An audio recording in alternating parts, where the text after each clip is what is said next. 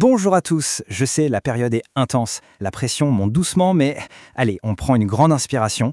Aujourd'hui, on a une mission super claire. On va décrypter ensemble l'épreuve d'histoire-géographie et d'enseignement moral et civique pour votre bac pro. Mon objectif pour les prochaines minutes, c'est de vous donner les clés exactes pour aborder cette épreuve, non pas avec la boule au ventre, mais avec une vraie stratégie de pro. Prenez de quoi noter, installez-vous bien, c'est parti. Bon, avant d'aller plus loin, il faut qu'on parle de ce chiffre, 8 sur 20. C'est la moyenne académique récente à cette épreuve. C'est bas, oui. Donc, si vous stressez un peu ou que vous vous dites que vos révisions ne sont pas au top, vos craintes sont totalement valides. Les stats sont là, l'épreuve demande de la rigueur. Mais attention, ce chiffre, ce n'est absolument pas une fatalité. C'est juste le signe que beaucoup d'élèves manquent de méthode.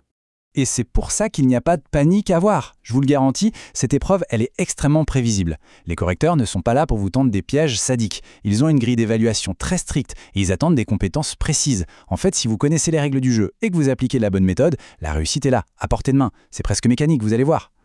Alors, pour renverser la vapeur, voici notre plan d'attaque. On va voir l'anatomie de l'épreuve, le fameux mécanisme majeur et mineur, la méthode pour lire vos consignes, l'approche handi pour les documents, et enfin nos stratégies finales pour l'EMC. Première étape de notre plan d'attaque, l'anatomie de votre épreuve.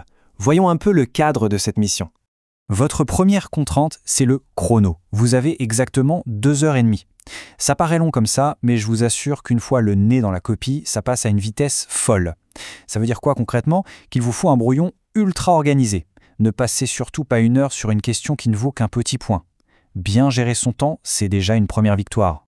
Et gardez bien ce coefficient en tête, 2,5. Ce n'est vraiment pas une petite matière optionnelle qu'on peut prendre à la légère. L'histoire géo-MC pèse lourd pour obtenir votre diplôme. C'est une étape critique qui va vous demander un maximum de concentration. Voilà exactement comment vos points sont répartis. L'épreuve est découpée en 3 exercices. L'exercice 1, sur 6 points, va tester vos connaissances pures avec des questions courtes. L'exercice 2, qui vaut 8 points, c'est un peu le cœur du réacteur. Vous allez devoir étudier des documents. Et puis l'exercice 3, sur 6 points, est dédié à l'EMC. Mais regardez bien le tableau. Vous remarquez que les matières du premier et du deuxième exercice alternent? Ça nous amène pile au point suivant. Deuxième partie de notre point méthode, le mécanisme de la majeure et de la mineure et cette fameuse inversion des rôles. En fait, le jour J, il n'y a que 2 scénarios possibles. Scénario A, l'histoire tombe en majeure. Ça veut dire que c'est l'exercice à 8 points avec l'analyse de documents. Du coup, la géo passe en mineur, l'exercice à 6 points basé sur le cours. Et dans le scénario B, eh bien c'est l'inverse parfait. La géo passe à 8 points, l'histoire à 6. Le truc, c'est qu'il est impossible de deviner le tirage à l'avance. Conclusion, pas d'impasse. Vous devez être capable d'analyser des cartes de géo autant que des textes historiques et connaître vos repères spatiaux tout autant que vos dates. Allez, on passe à la 3e étape, la méthode pour lire vos consignes, parce qu'il va falloir décoder ces verbes d'action. Prenons un verbe très classique, justifier.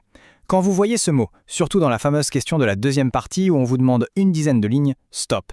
On vous donne une phrase et cette phrase elle est forcément vraie. On ne vous demande pas votre avis, votre mission c'est d'aller piocher dans vos connaissances, de trouver un exemple précis, une date, un lieu, pour prouver au correcteur pourquoi c'est vrai. C'est une vraie démonstration. Un autre verbe bien redoutable, comparer. L'erreur typique avec le stress de l'examen, c'est de lire les documents et de ne lister que ce qui les oppose. Mais attention, comparer, c'est lister les différences, oui, mais aussi les ressemblances. Cherchez toujours ces 2 aspects, sinon vous passez à côté de la moitié des points. Enfin, le verbe raconter. En histoire géo, raconter, ce n'est pas inventer un conte de fées. C'est faire le récit de faits bien réels. Ça demande une structure claire. Il faut poser le contexte de l'événement, nommer les acteurs impliqués, expliquer leurs objectifs et donner les conséquences. Bref, un récit carré et super organisé. Regardez ça. C'est un vrai sujet tombé en juin 2023 sur les 30 Glorieuses. À la question 1, boum, reproduire et compléter un tableau. Un conseil, ne cherchez pas la facilité, prenez votre règle et reproduisez-le proprement sur votre copie. Et ensuite, regardez les mots utilisés, expliquez, justifiez l'affirmation suivante et à la fin, racontez en une dizaine de lignes. Le sujet utilise exactement les verbes qu'on vient de décortiquer. Le bon réflexe, dès qu'on vous distribue le sujet, vous prenez votre surligneur et vous me faites flasher tous ces verbes d'action. 4e étape, et c'est la clé de voûte de votre réussite, l'approche AND, c'est votre outil infaillible pour l'analyse de documents. Gravez cet acronyme dans votre mémoire. A-N-D-I. Dès qu'on vous demande de présenter un document, vous déroulez ce système. A pour auteur. Qui a produit ça? N pour nature. Est-ce que c'est une photo, une carte, un discours? D pour date. À quel moment ça a été fait? Et I pour information. C'est quoi le message principal de ce document? Si vous posez ces bases-là, croyez-moi, la moitié des points est déjà dans la poche. Mais attention, la deuxième moitié de vos points va se jouer sur un seul mot. Ne vous contentez pas de relever des informations. La règle d'or absolue, c'est le contexte. Pour la partie 2 de l'examen, vous devez absolument éclairer le document avec votre cours. Si vous avez un texte sur De Gaulle en 1958, vous devez parler de la guerre froide ou de la décolonisation pour expliquer le pourquoi du comment de ce texte à ce moment précis. Reliez toujours le document à votre cours, c'est vital. On arrive à notre dernière partie, les stratégies finales pour cartonner en EMC. Le programme de EMC, c'est vraiment la culture du débat face à nos grands défis de société. Vous allez tourner autour de 3 thèmes, les défis environnementaux, l'éthique face aux biotechnologies et les potentielles dérives du numérique. On va vous demander de lire un dossier documentaire et de rédiger un point de vue argumenté d'une dizaine de lignes. La stratégie, appuyez-vous à fond sur les documents fournis, servez-vous de l'actualité et surtout, gardez toujours une distance critique. On ne veut pas d'une opinion balancée au hasard. On veut voir comment vous vous engagez dans le débat de manière rationnelle en respectant les principes de notre République. Alors, pour conclure notre synthèse du jour, êtes-vous prêt pour cette épreuve ? Franchement, oui.